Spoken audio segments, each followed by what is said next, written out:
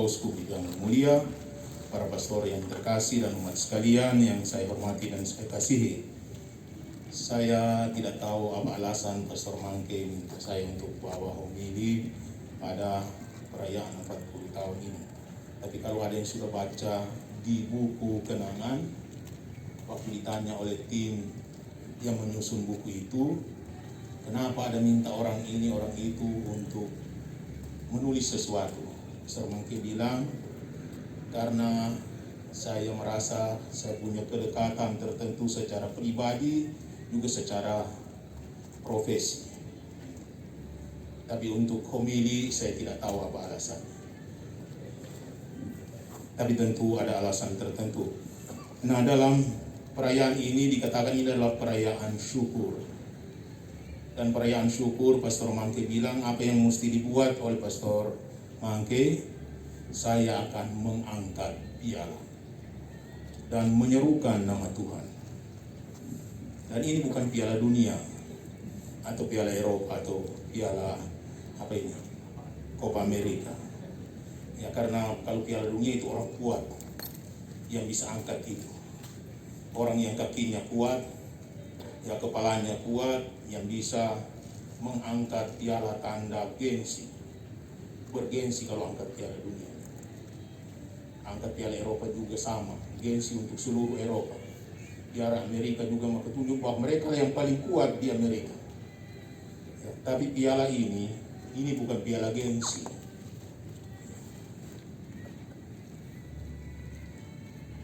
Ini piala kurban. Dulu orang-orang Israel kalau dapat sesuatu yang bagus, mengalami kebaikan Tuhan, mereka panggil teman-teman, mari kumpul. Karena kita mendapatkan kebaikan dari Tuhan ini, dan kita sama-sama angkat piala. Namanya piala syukur. Bersyukur kepada Tuhan. Ya, tapi kalau piala di misa diangkat oleh Pastor Yance dan mulutnya berseru tentang nama Tuhan, itu bukan cuma piala syukur, yaitu piala kurban Kristus. Ya, sehingga yang boleh angkat itu siapa? Cuma Tuhan Yesus yang boleh angkat. Yang bisa menyerukan nama Tuhan itu manusia tidak boleh. Di Israel dilarang menyebut nama Tuhan Allahmu, apalagi tidak dengan hormat. Dengan hormat saja dilarang. Begitu kalau kita lihat, ini ada satu misteri iman yang besar yang dirayakan, yang tidak selalu kelihatan baik oleh mata manusia telanjang, mata manusia beriman, bahwa tangan yang boleh angkat piala ini adalah tangan Tuhan Yesus. Dan Pastor Mangke setelah ditabiskan, ditumpangi tangan, diurapi tangannya, itu menjadi anggota tubuh Kristus sendiri. Orang bilang alter Kristus. Sama seperti Bapa mengutus aku, Tuhan Yesus bilang, sekarang aku mengutus kamu. Sehingga di sini setelah tabisan 40 tahun lalu, bukan hanya dapat kerja, dapat tugas, tetapi menjadi serupa dengan Tuhan Yesus. Ambil bagian dalam martabat yang sama, dalam kuasa yang sama, dalam perutusan yang sama. Pastor, kalau bilang aku mengampuni dosamu di kamar pengakuan atas nama Bapa dan Putra dan Roh Kudus, dosa diampuni. Dan itu mengabungkan misteri tabisan imamat, bahwa manusia yang lemah itu, yang lemah ini mendapat kuasa sedemikian besar itu dari Allah. Siapakah yang bisa mengampuni dosa selain Allah sendiri? Itu orang-orang Yahudi bertanya. Dan Tuhan Yesus bilang, supaya kamu tahu di dunia ini anak manusia punya kuasa mengampuni dosa. Saya bilang kepada orang itu, Tuhan Yesus bilang, sekarang bangkit dan berjalan. Dan jalan. Dan kuasa itu ada dalam tangan Pastor Mangke. Yang dapat dia. Tetapi setelah diurapi oleh Bapak Uskup 40 tahun lalu, maka kuasa Allah sekarang bekerja dalam dia. Dia bukan hanya melakukan pekerjaan-pekerjaan atas nama Allah, tetapi Allah sendiri bekerja dalam dirinya. Karena roh Tuhan ada padaku. Itu Tuhan Yesus. Roh Tuhan ada padanya.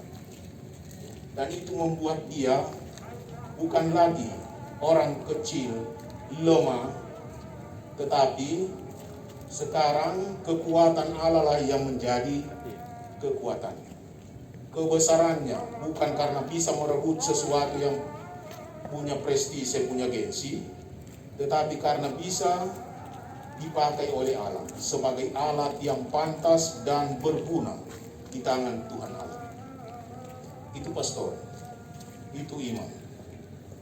Jadi dia bukan pekerja di ladang Tuhan, tapi dialah orang yang dipakai Tuhan untuk melakukan pekerjaan-pekerjaan Tuhan sendiri.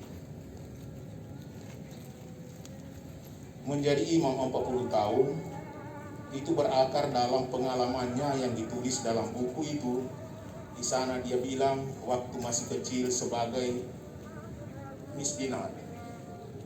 Ya, kalau sekarang PPA, pelayan altar. Biasanya mesti menjawab imam. Kalau imam bilang, aku hendak naik ke altar Allah, Allah yang menggembirakan masa muda.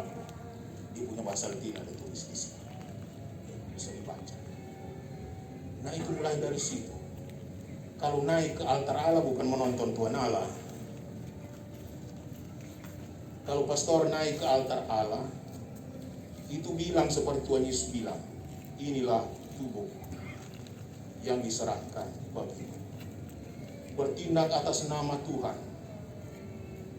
Karena itu kalau naik ke altar Allah dari kecil, itu belajar, menyaksikan, bukan menonton. Menyaksikan perbuatan-perbuatan Allah yang besar. Dan itu yang kemudian tertanam dalam hati, dalam memori, bukan dihafal tetapi diingat. Menjadi sesuatu yang diingat. Bukan hafalan, tetapi ingatan.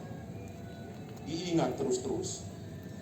Dan iman kita adalah semua berdasarkan apa yang kita ingat dari perbuatan-perbuatan Tuhan. Memang Tuhan menciptakan langit dan bumi. Itulah isi iman kita yang pertama. Tapi puncak iman kita kalau Misa bilang, marilah kita memaklumkan misteri iman. Kristus telah wafat, Kristus telah bangkit, dan Kristus akan kembali. Itulah puncak perbuatan Allah yang paling besar. Ya, Pastor Mangke tidak ambil bagian dalam penciptaan langit dan bumi secara fisik, tetapi ambil bagian dalam misteri Tuhan Yesus. Jadi dibilang mempersembahkan diri, ya. Mempersembahkan diri, bukan mempersembahkan sebenarnya, diambil oleh Tuhan, ditangkap. Paulus bilang, ditangkap oleh Tuhan dan dijadikan alat dalam tangan. Ini pilihan Tuhan, penetapan Tuhan, dan tabisan oleh Tuhan. Ditabiskan. Kalau mulut najis, Tuhan bilang sekarang kita kasih bersih dengan bara kalau perlu. Itu dibilang kepada Nabi Yesaya. Kalau kamu merasa tidak pantas, itu benar. Tapi tabisanlah yang kemudian mengungkapkan kuasa Tuhan yang merubah orang berdosa, orang lemah, orang tak berdaya, menjadi alat di mana kuasa Tuhan menjadi nyata. Karena itu kalau berbangga dalam kelemahan, itu bukan berarti menjadi lepek, padede, ya, lembek. Bukan itu maksudnya. Tetapi mengungkapkan iman kita bahwa Allah berkuasa merubah saya kalau saya terbuka untuk dirubah oleh Tuhan. Dirubah oleh Tuhan. Sehingga dari orang kecil, Pastor Mangke bilang, hendaklah dia makin besar dan saya makin kecil. Kecil tapi bukan berarti akhirnya hilang. Nyanda hilang. Tetapi berpadu dengan Tuhan Yesus. Ya. Menjadi satu dengan Tuhan Yesus. Paulus bilang dengan kata yang bagus, sesudah tabisan seharusnya orang selalu sadar dan membuat progres. Mulai hari ini, sekarang bukan saya lagi yang hidup dalam tubuh ini, melainkan Kristuslah yang hidup dalam aku. Luar biasa itu.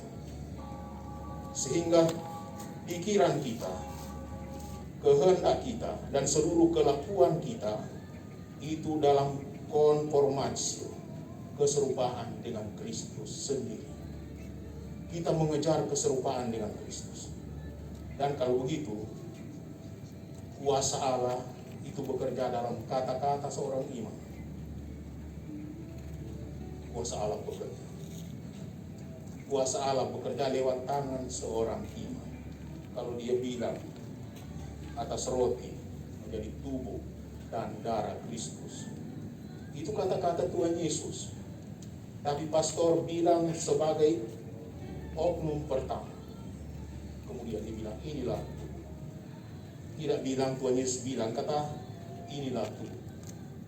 Tapi pastor dengan mengatakan itu mengungkapkan kesatuan martabat, identitas, kuasa, dan misinya sebagai orang pilihan Allah. Dipilih oleh Allah. Biar di mata manusia tidak pantas jadi orang pilihan. Tapi Allah bilang kalau kita pilih itu untuk menyatakan kuasa dan kemuliaan Tuhan.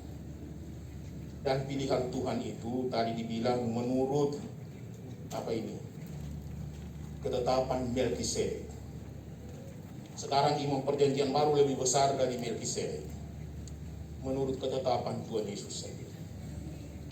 Pastor Yaci ditetapkan itu, dan dia punya identitas sebagai imam Kristus, bekerja dengan kuasa Kristus, bekerja untuk melaksanakan misi Kristus, yakni menyelamatkan manusia.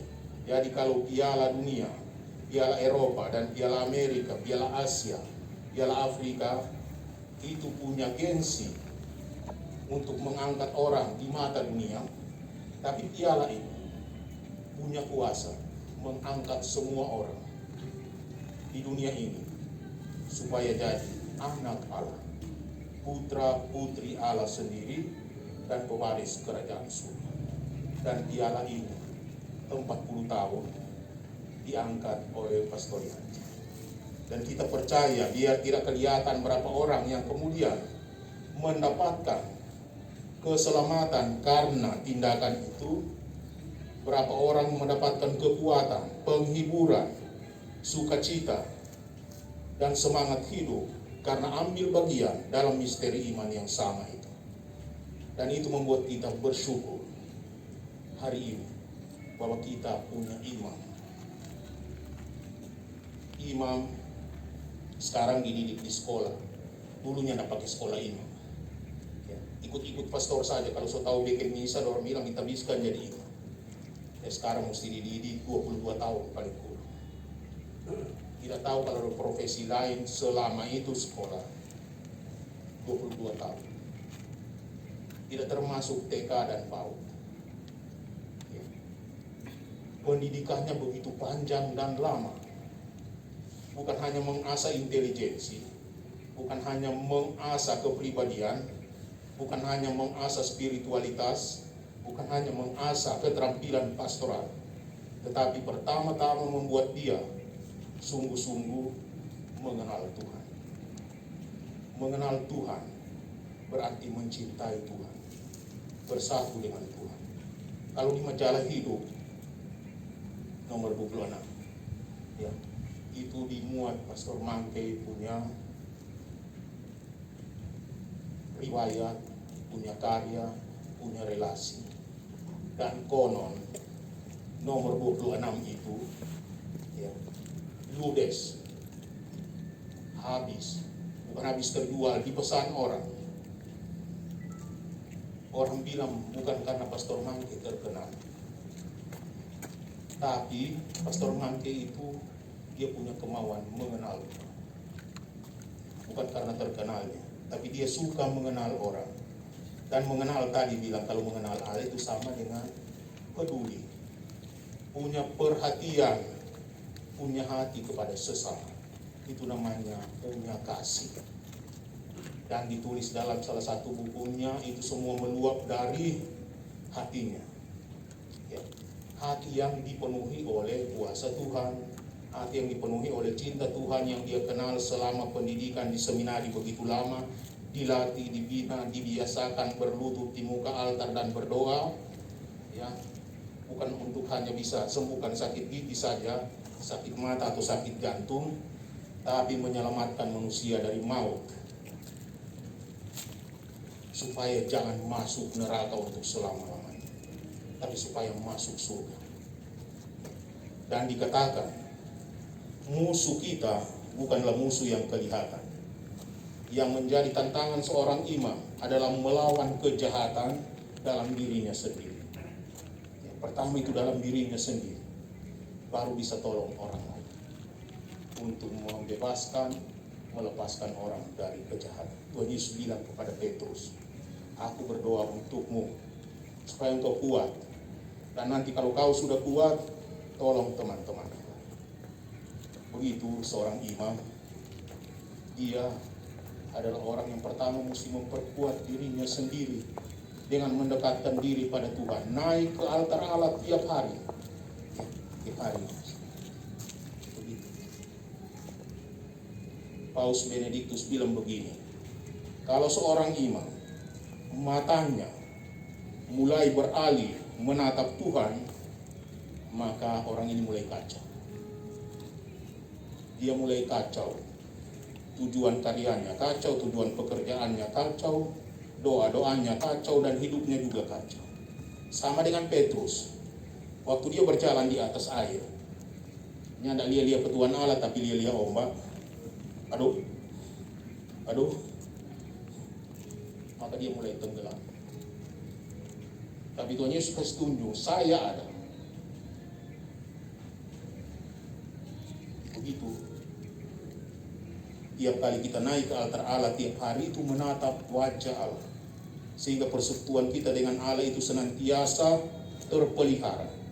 Kuasa dan kekuatan Allah tetap bekerja dalam diri seorang imam, karena itu bukan kewajiban lah dia bermisa tiap hari, tapi ini adalah kewajiban, sesuatu yang benar, baik, dan berguna, penting untuk dibuat seorang imam, bahwa tiap hari menatap Allah.